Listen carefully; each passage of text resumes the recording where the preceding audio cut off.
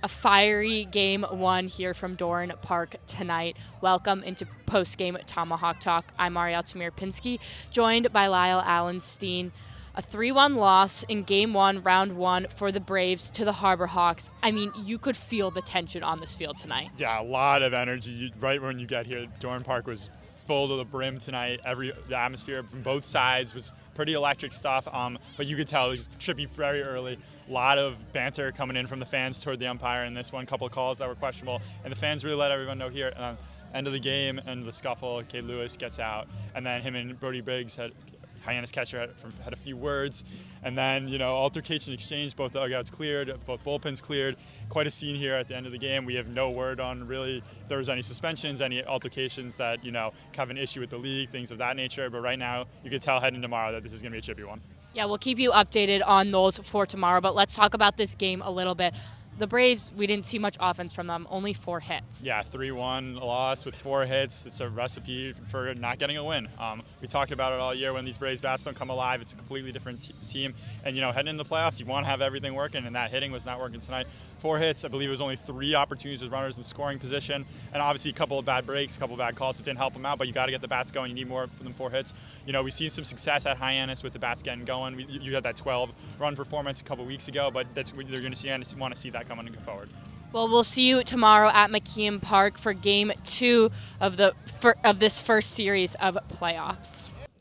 Continuing with post-game coverage, I'm now joined by Adam Gotkin and Devin Jarvis. Devin, the end of this game, it's just a little bit extra motivation going into tomorrow. The energy's high. The circumstances that it ended in, I don't think anyone would have wanted, but you have to look at the facts. Bourne right now have the most motivation they have had all season to beat a team. They are really, really high in emotion right now. They want to go and beat Hyannis, bring them back here to Doran Park to finish what they started today. They were in this game till the very end, and I think this end to the game might be something that this Bourne team needed if they want to make that push toward reaching the Cape League Championship and winning once again. We've talked a little bit about it throughout the regular season, but this Bourne team, they can't be leaving runners in scoring position if they expect to win the game. Yeah, it's impossible basically to win a playoff baseball game when you put just one run up, because a team is never going to score 0 in the playoffs. They're always going to put up at least 1. And today the offense is just in a spot that we haven't seen it that much recently. That 3-game winning streak coming into the postseason, it was great with runners in scoring position. But the opposite side of that is that this team has been streaking the other way, where they've really struggled with runners in scoring position. We look back to the month of June, and that's really what held this team back and was the reason why they were 4 games under 500 in the first month of the season.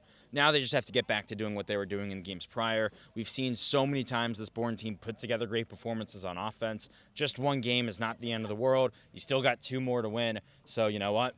Just got to go to tomorrow and try and turn things around. Well, let's talk about the defensive side, what we saw from the Braves tonight. We held them to 3 runs on 9 hits. Overall, a very good outing from a bunch of pitchers we had today. It's the type of outing you want to see, and the silver lining to this loss is that Bourne only used 3 arms. You had great starter, great relievers overall, and I think Bourne's going to be satisfied with the fact that they didn't use too many arms. Will Whalen wasn't used too extensively in this game. You could see him bounce back really quick, and Bourne will likely be able to recover really fast when it comes to their bullpen and not worry too much about who they used in this game. Well, we'll see you tomorrow at McKeon Field for Game 2 at 6 p.m.